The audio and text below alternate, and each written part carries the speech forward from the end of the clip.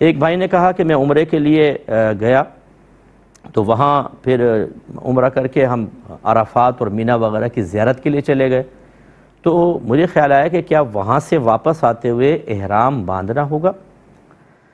دیکھیں، جب آپ مکے میں پہنچ جاتے ہیں نا تو آپ حکماً مکی ہو جاتے ہیں۔ مکے کا رہائشی مکی کہلاتا ہے، اور یہ دو طرح کے ہوتے ہیں، ایک تو وہ جو وہیں کا رہائشی ہے، اور ایک جیسے ہم باہر سے آ کر عمرہ وغیرہ کر کے کپڑے بدل کر اور پھر وہاں رہ رہے ہوتے ہیں تو ہم عارضی مکی بن جاتے ہیں۔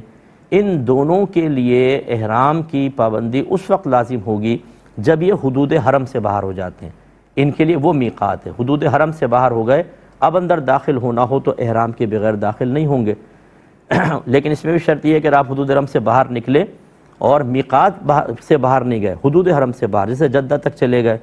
اور پھر واپسی میں عمرے یا حج کا ارادہ ہے تو احرام کی پابندی ہوتی ہے، ورنہ جو مکی ہوتا ہے اگر وہ حدود حرم سے باہر بھی نکلے اور واپس آتے ہوئے حج یا عمرے کی نیت نہیں ہے، اپنے گھر آنا چاہتا ہے جاب پہ زیارت کرنے خالی، تو احرام کی پابندی لازم نہیں۔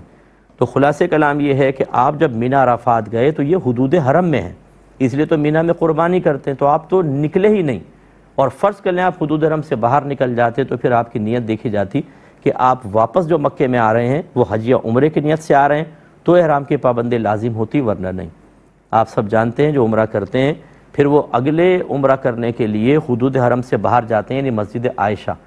اور واپس میں ارادہ کیا ہوتا ہے؟ عمرہ کرنے کا، تو اس لیے پھر احرام کی پابندی لازم ہوتی ہے، وہاں سے احرام باندھ کر آتے ہیں۔ امید ہے کہ میرا یہ جواب آپ 2-3 دفعہ اگر سنیں گے تو انشاءاللہ آپ کو سمجھ میں آ جائے گا۔